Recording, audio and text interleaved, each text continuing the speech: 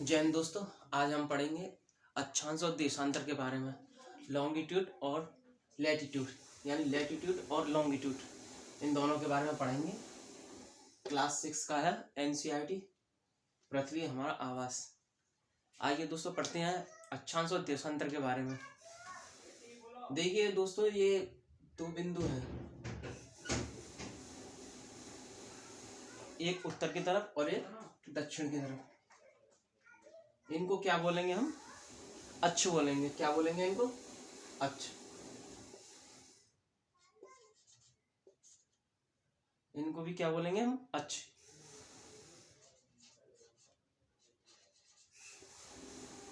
ये दोस्तों एक काल्पनिक बिंदु है। क्या है ये? एक काल्पनिक बिंदु। और ऐसे ही एक काल्पनिक रेखा खींची जाती है बीच में, जो अपनी पृथ्वी के बीचों बीच में रेखा खींची जाती है।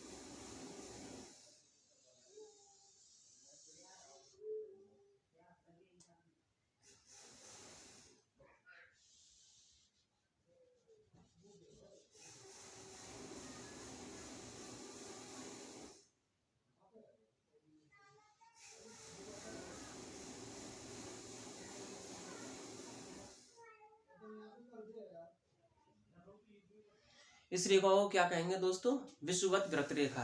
क्या कहेंगे? विषुवत वृत्त रेखा। मैं छोटे में लिखता हूँ थोड़ा सा।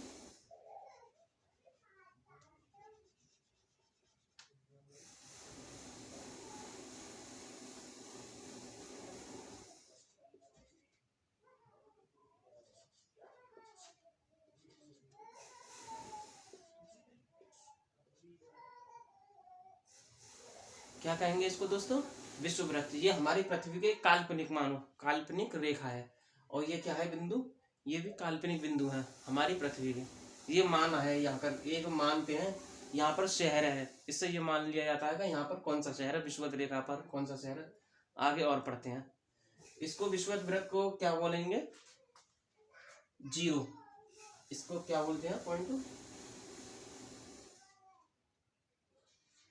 इसको जीरो अंश से दर्शाते हैं। किससे दर्शाते हैं? जीरो अंश से। ठीक है दोस्तों, इसको जीरो अंश से दर्शाते हैं। और इसको एक और भी नाम दे रखा है इसका नाम। एक और नाम इसका है आपका अक्षांश। क्या है इसका नाम? अक्षांश।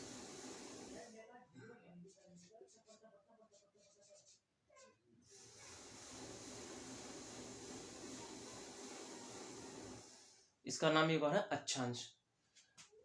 ठीक है दोस्तों। फिर एक और आगे आते हैं, ऊपर इसके आती है ये कर्क रेखा। क्या आती है इसके? कर्क रेखा। और उससे पहले मैं आपको बता दूं, ये हमारा क्या कहलाता है? उत्तरी। उत्तर की तरफ है ये, इधर की तरफ आएगा, जो यूं आएंगे ये उत्तर की तरफ, ये दक्षिण की तरफ। इसे क्या कहेंगे? उत्तरी ध्रुव।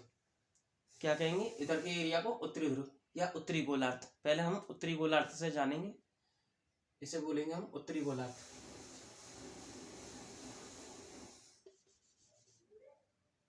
छोटा छोटा लिखूंगा मैं थोड़ा सा, जो आपको कंफ्यूजिंग भी ना हो और बढ़िया।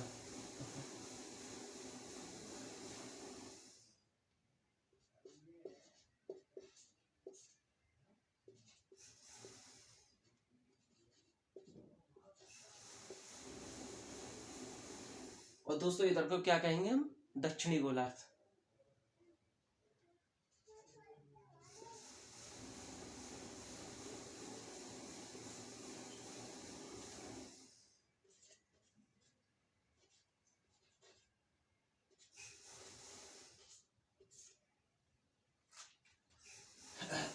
उत्तरी गोलार्ध, दक्षिणी गोलार्ध।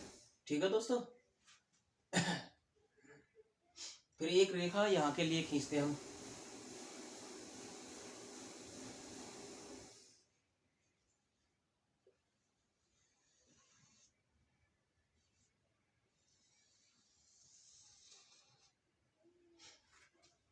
और एक रेखा इधर के लिए खींचते हैं हम। ये खींचेंगे नीचे की तरफ हल्का सा।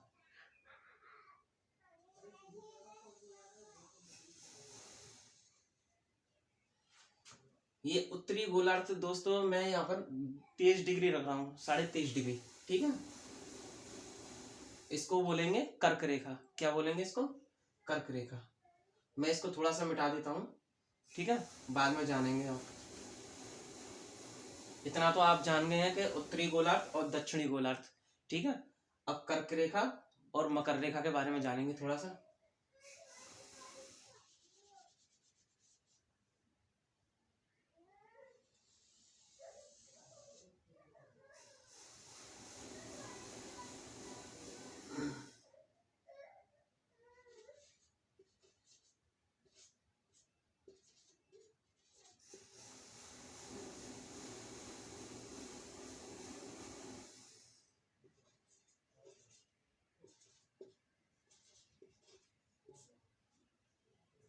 कर्क रेखा और मकर रेखा, ठीक है दोस्तों। ये है कर्क रेखा, ये है मकर रेखा। इनको इंग्लिश में कहेंगे, कर्क रेखा को कहेंगे कैंसर। क्या कहेंगे? कैंसर। और मकर रेखा को कहेंगे आप कैप्रिकॉन, और इसको कहेंगे विषुवत रेखा को इक्वेटर। जो इक्वेटर होता है वो कहेंगे इसको, सॉरी।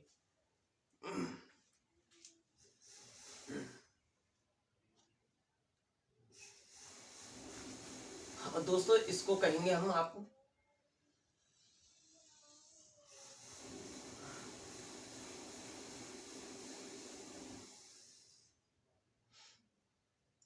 ये हमारे क्या है दोस्तों, ये ध्रुव है हमारे। ये उत्तरी ध्रुव, ये दक्षिणी ध्रुव। क्या है? ये ध्रुव है।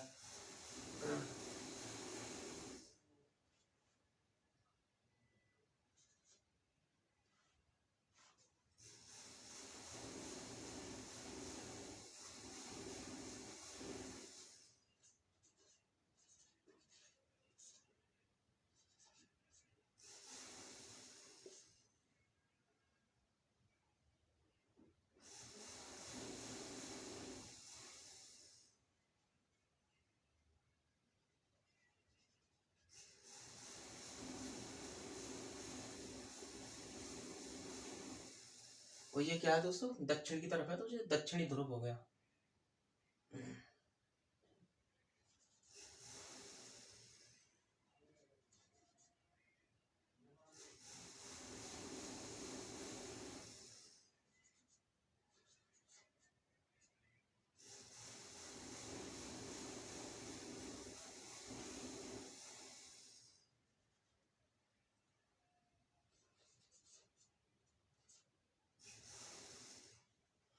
दक्षिणी ध्रुव, ठीक है दोस्तों।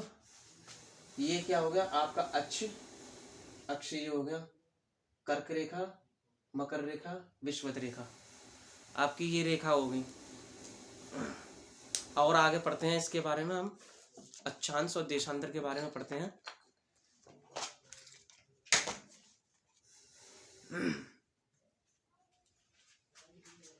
चलिए दोस्तों इसके बारे में अभी और पढ़ते हैं थोड़ा सा। दोस्तों ये विषुवत वृत्त जो रेखा है, विषुवत वृत्त, ये स्थानों की स्थिति को मापने के लिए ये वैज्ञानिकों ने बना दी गई है। एक काल्पनिक रेखा है, मतलब ये क्या है?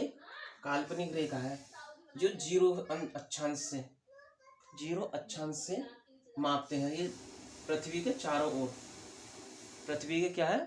चारों ओर एक विषुवत वृत्त। देखो दोस्तों, विषुवत वृत्त अक्षांश और देशांतर रेखा में आपको बता देता हूँ पहले।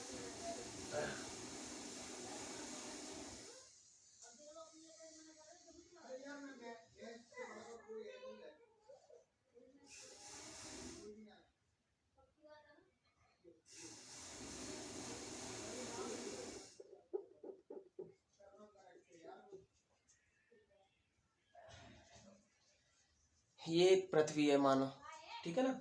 ये क्या, कौन सी रेखा है दोस्तों?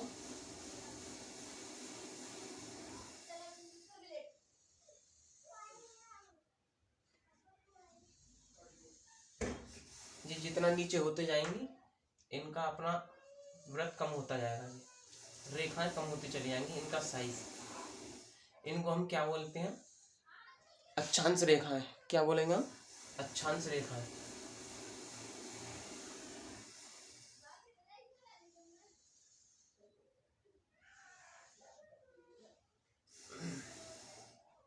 ये रेखा जितनी है क्या है दोस्तों,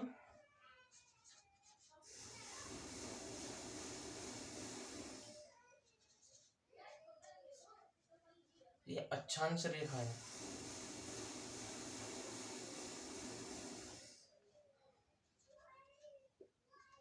अब आइए दो देशांतर रेखा बता देता हूं मैं आपको।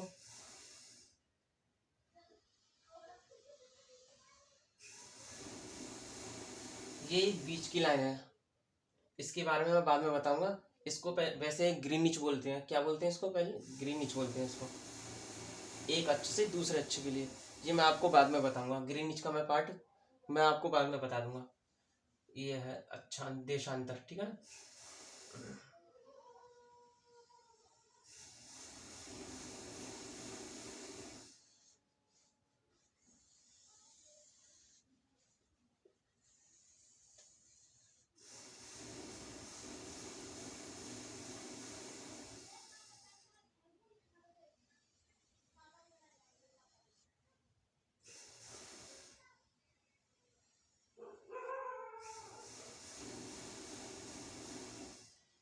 इन वाली रेखाओं को क्या बोलते हैं दोस्तों, देशांतर रेखा। क्या बोलते हैं इनको, देशांतर रेखा है, ठीक है दोस्तों। ये है अक्षांश रेखाएं जो सीधी होती हैं। जो विषुवत वाली रेखा जो है, ये तो विषुवत रेखा है ही है, इसको विषुवत भी बोलते हैं, अक्षांश भी बोलते हैं, ठीक है। अब आते हैं इसकी तरफ, इसको मैं थोड़ा मिटा देता हूं। आप इतना तो समझ ही गए होंगे, अक्षांश और देशांतर।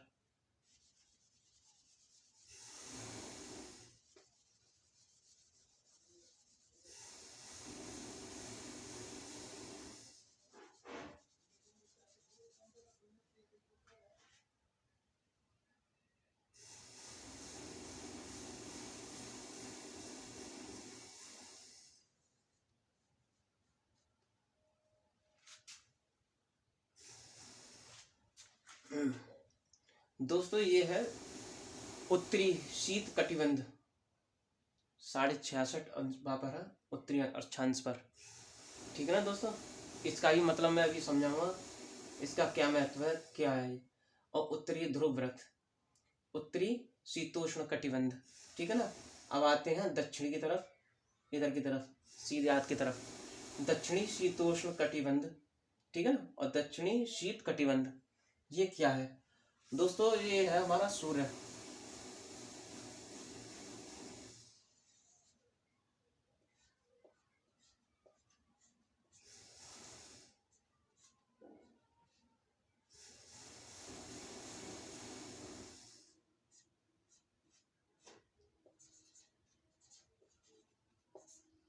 ये हमारे क्या है, सूर्य। जब इसकी जो किरणें जो पड़ती हैं ना दोस्तों, वो यूं पड़ती हैं,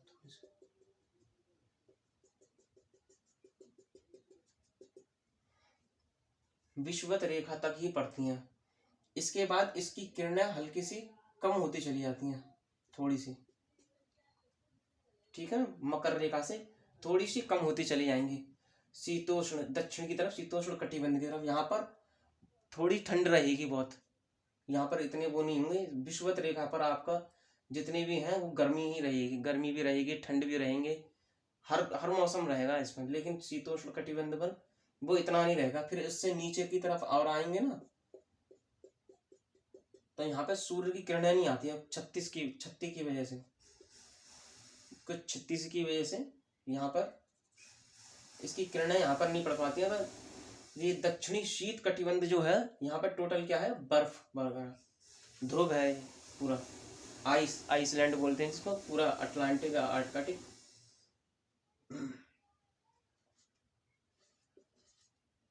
ना ही यहाँ पर आपको पेड़ पौधा पाएंगे, ना ही कोई जीव पाएगा आपको। क्यों, क्योंकि यहाँ पर पेड़ पौधे ज्यादा होंगे, यहाँ पर पानी की मात्रा सही होगी, समझ लो वहां पर ही जीवन सही होगा। लेकिन यहाँ पर तो बिल्कुल भी नहीं है, और एक ही इधर की तरफ है। आप इधर आओगे उत्तरी, इधर उत्तर की तरफ, उत्तरी शीत कटिबंध की तरफ, सूर्य की किरणें यहाँ पर भी इतनी नहीं पड़ती हैं, सूर्य की किरणें यहाँ पर भी इतनी नहीं पड़ती हैं। ठीक है दोस्तों, आगे और पढ़ते हैं इसका का।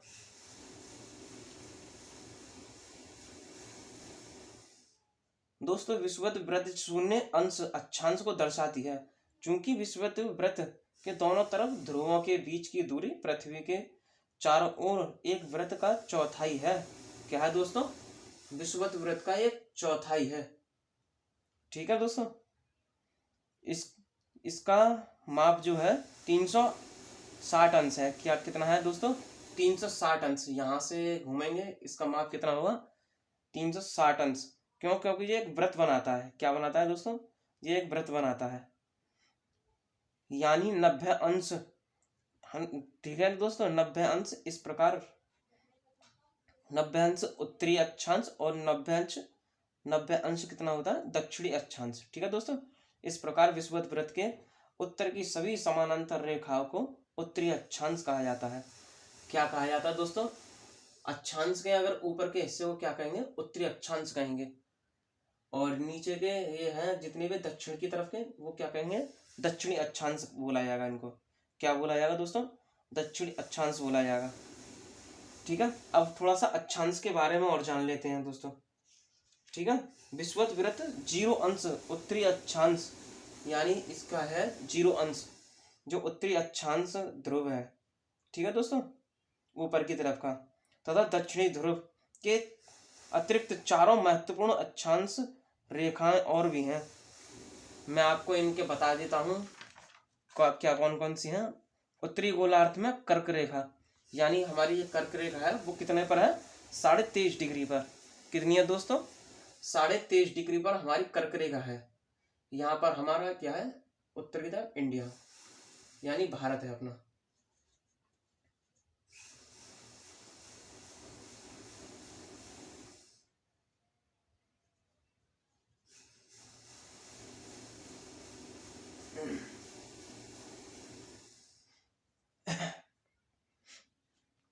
हमारा भारत किससे मिला हुआ है? इसकी रेखा किससे कटती है? भारत से। कर्क रेखा हमारे भारत के राज्यों से होकर जाती है कर्क रेखा। मैं उनके नाम भी बताऊंगा। कर्क रेखा पे कौन कौन से शहर हैं, और मकर रेखा पर भी कौन कौन से शहर हैं, किस किस को काटती है। और ग्रीनिच पे भी मैं बताऊंगा आपको किस किस के है वो उसके, लेकिन मैं ज़्यादा लंबी वीडियो नहीं खींचूंगा, वो मैं बाद में वीडियो बना दूंगा। और एक और वीडियो मैं बनाऊंगा, उसमें मैं डाल दूंगा पूरा चैप्टर, उसी में मैं ख़त्म करूंगा। ठीक है दोस्तों, आगे और पढ़ाते हैं। पृथ्वीगत ताप कटिबंध। ठीक है ना दोस्तों जी, मैं बताता हूँ आपको।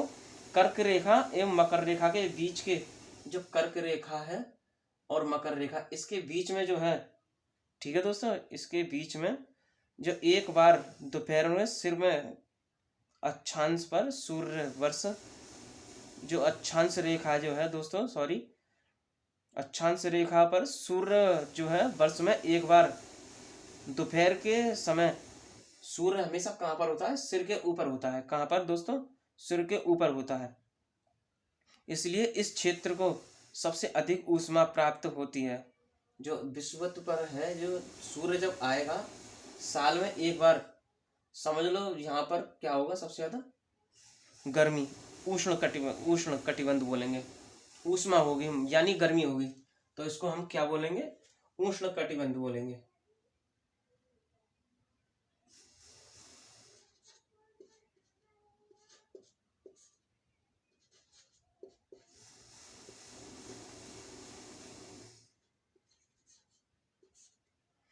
इसे क्या बोलेंगे दोस्तों?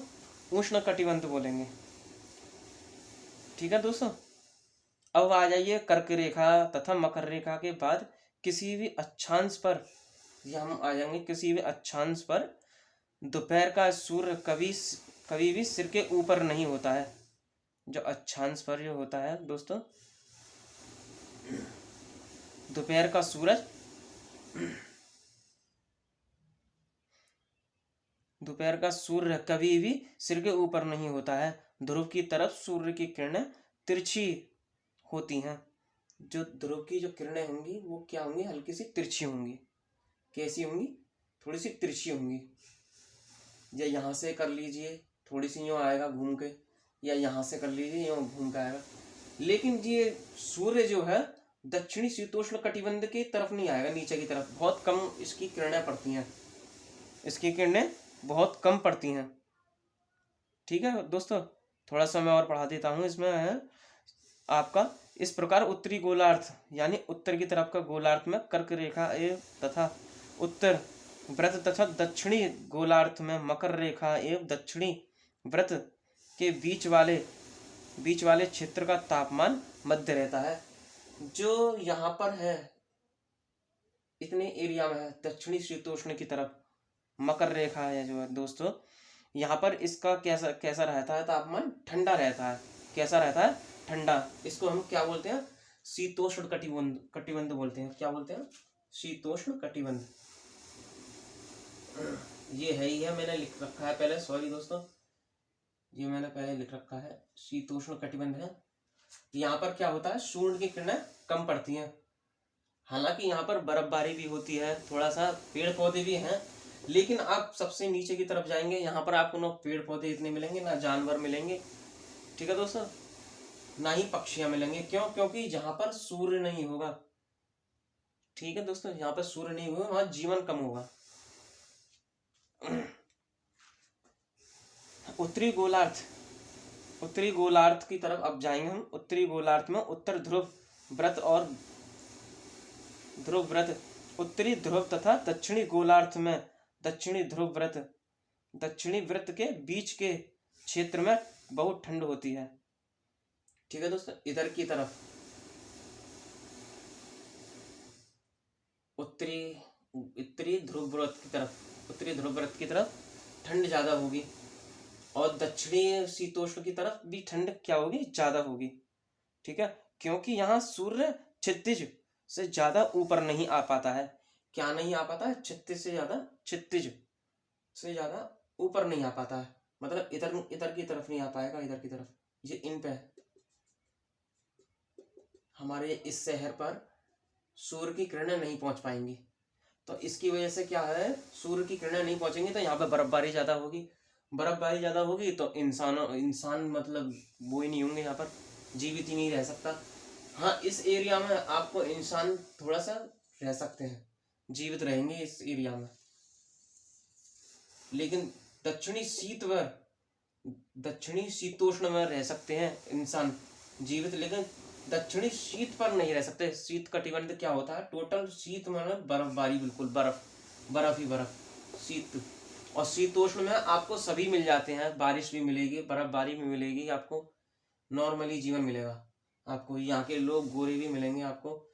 लेकिन इस एरिया में विषुवत की तरफ के जो भी एरिया होंगे, जो भी नॉर्मल एरिया जो होते हैं गर्मी के, यहाँ पे लोग बाग कैसे मिलते हैं, जितने भी होते हैं वो काले मिलेंगे।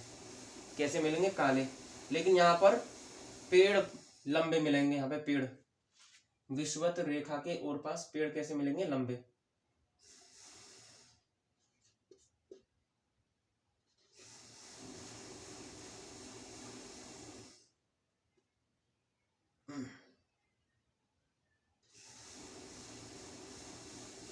पेड़ लंबे मिलेंगे और उनके पत्तेदार पेड़ मिलेंगे, कैसे, बड़े बड़े पत्ते वाले।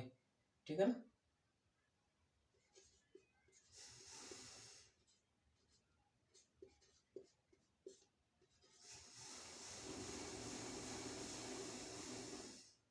बड़े पत्तों वाले पेड़।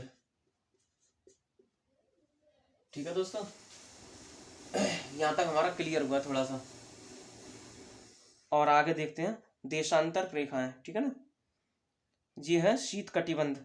कौन से हैं ये, शीत कटिबंध है, ये वाले एरिया शीत कटिबंध कहलाते हैं। ये टोटल बर्फबारी एरिया है। मैं आपको थोड़ा सा मानचित्र के बता देता हूँ, थोड़ा सा मानचित्र से, तो आप थोड़ा सा सही समझ जाएंगे। ठीक है दोस्तों, अभी लो देखिए दोस्तों, मैं अंटार्कटिक बता देता हूँ। अंटार्कटिका एक शहर है, यहाँ पर सबसे ज़्यादा बर्फ पड़ती है। इसको हम क्या बोलते हैं, दक्षिणी शीत कटिबंध, दक्षिणी शीत।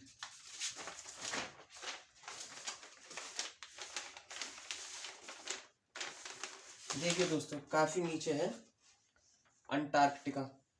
क्या है? अंटार्कटिका। यहाँ पर सबसे ज्यादा बर्फबारी है। यहाँ पर सूर्य की किरणें नहीं पहुंच पाती हैं। क्या नहीं पहुंच पाती हैं? सूर्य की किरणें। ये क्या है? अंटार्कटिका। आगे और पढ़ाते हैं दोस्तों कल की क्लास में, ठीक है? जब तक जय हिंद।